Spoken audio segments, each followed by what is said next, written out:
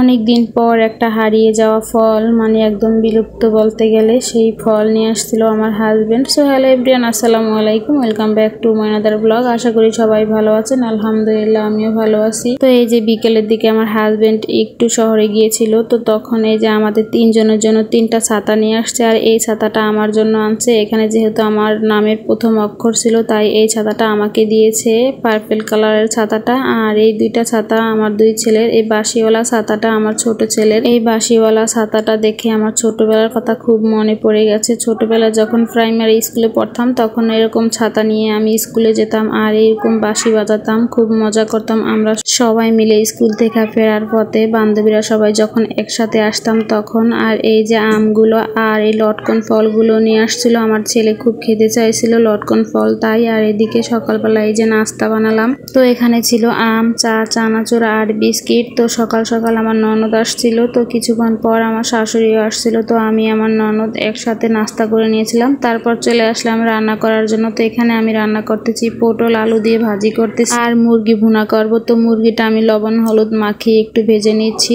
তো মুরগিটা আমি একদম কড়া করে ভাজবো না, একদম হালকা করে ভেজে নেব। একদম কড়া করে ভেজে নিলে সেই মুরগিটা রান্না করলে আমার কাছে একদমই ভালো লাগে না, তাই। তো এদিকে মুরগিটাও ভাজা হচ্ছে আর ভাজিটাও পাশের চুলায় হচ্ছে, আর আমি একটু নেড়ে চেড়ে দিচ্ছি আর ঢাকনা দিয়ে দিচ্ছি। এভাবে আলু দিয়ে পটল ভাজি করলে খেতে অনেকটাই মজা হয়। আর এদিকে যে মুরগি রান্না করার জন্য আমি পেঁয়াজটাও ভেজে নিচ্ছিলাম। এখানে আমি যে মুরগিটা ভেজে নেওয়ার পর যে তেলটা ছিল এখানে দিয়ে দিয়েছিলাম, তাই একদম কড়াইটা একটু করে পুড়ে আসছিল। তো এদিকে আবার আমার হাজবেন্ড কাউ ফল নিয়ে আসছিল। এই ফলটা ছোটবেলা অনেক খেয়েছি, খুব টক, এখন আর একদমই দেখি না, বলতে গেলে বিলুপ্ত। এই ফলটা এখন আর একদমই দেখি না কোথাও। আর এটা পাকা খেলে অনেকটা মজা লাগে, কিন্তু এই ফলটা একদম কাঁচা আজকে যেটা আনছে। খেতে ফলটা একটু টক টক, কিন্তু খেতে অনেক মজায়, যদি লবণ মরিচ দিয়ে খাওয়া যায় খুবই মজা হয় খেতে এই ফলটা।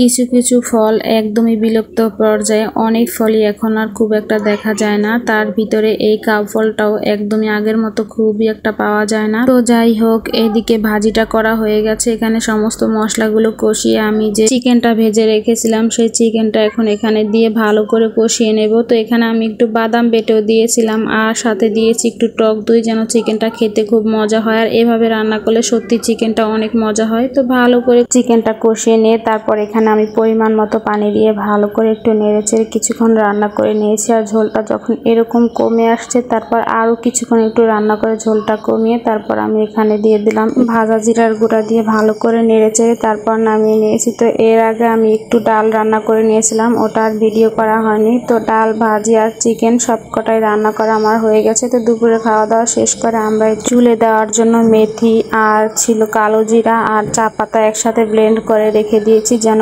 পরে শিলপাটায় বেটে নিতে না হয়। তো অনেকটা পরিমাণে ব্লেন্ড করে নিয়েছিলাম। আর আজকে ভিডিও বয় দিতে খুবই কষ্ট হয়ে গেছে, যেহেতু বাসায় অনেক মেহমান, তাই একটু ভিডিওটা ক্লিয়ার করে করতে পারিনি, অনেক আউট সাউন্ড আছে।